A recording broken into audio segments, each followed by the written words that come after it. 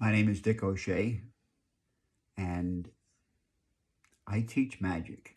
I love magic. I'm going to start showing you simple magic that is effective. If I tie a knot in a piece of rope and then tell you that knots get their names from the shape they make, you might think this is called a pretzel knot. But in fact, it's called an overhand knot. And if you tie two overhand knots together,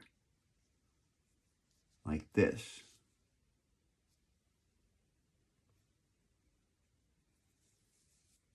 you get what they call a square knot. Now, it's interesting to think that because the hole in the middle of the knot is almost square, maybe that's where it gets its name from. Years ago, a famous man by the name of Leonardo da Vinci worked on tying a third knot, like this. And when he tied the knot, he looked at the knot and thought, that's very symmetrical looking. In fact, he said, that looks like, you know that funny character at the front of a bar of music? It's called a G clef. Well, that's what it sort of looks like. That's what he thought it looked like. So he called this knot a sonata. People in times thought that it was because of the musical tone to it, but it was actually because when he pulled on the ends, he said, that's sonata knot. So that is a simple trick.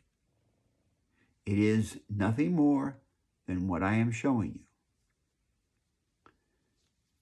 You tie an overhand knot or a pretzel knot. Then you have to tie another one. Now, I was always told when you tie a square knot that you put the right over the left and come under, and then you put the left over the right and come under. And that's how you tie a square knot. You'll know it's a square knot if you see that two pieces of rope are coming up out of the knot and two pieces of rope are going down into the knot. I'll show you an incorrect square knot, and you'll see what the difference is.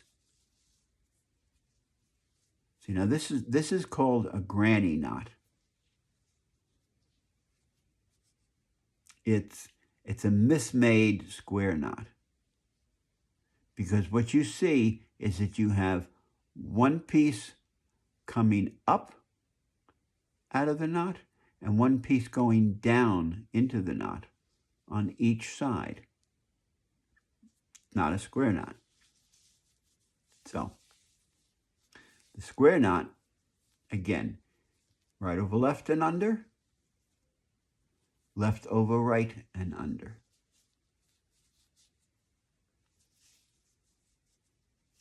Now, once you have that knot that looks like that, then you take the end that is sticking up through the knot and put it down through. You see, you're going to take this one that's coming up out of the knot,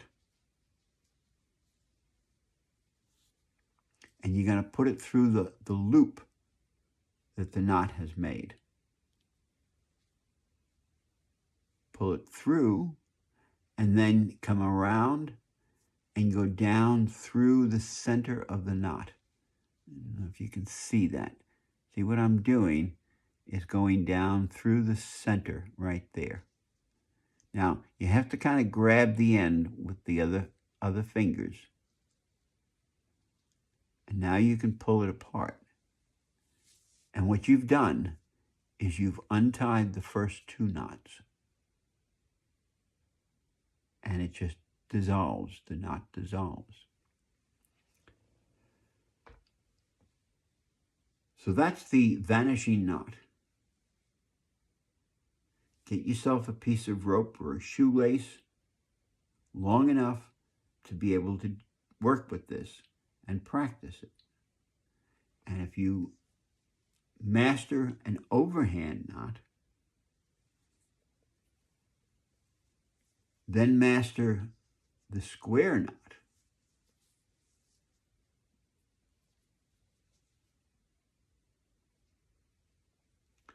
doing the final piece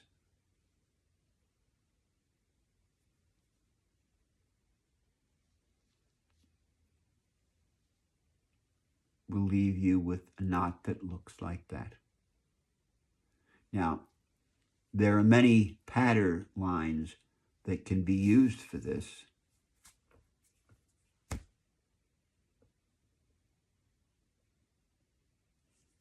And they work for different groups. I have one pattern line that goes around what's 1 plus 1. Well, there's 1 knot. If I tie another knot on top of that knot, do I get 1 knot or 2 knots? Well, actually, this is called a square knot. So it's a single knot, not 2 knots. If I tie a third one, do I get 1 knot or 2 knots or 3 knots? No, actually, I get no knot at all. Pattern that makes the trick work. It takes it from a simple slip knot to a piece of magic. Learn it, practice it, and enjoy it. Have fun with it. Thank you all, and we'll see you next lesson.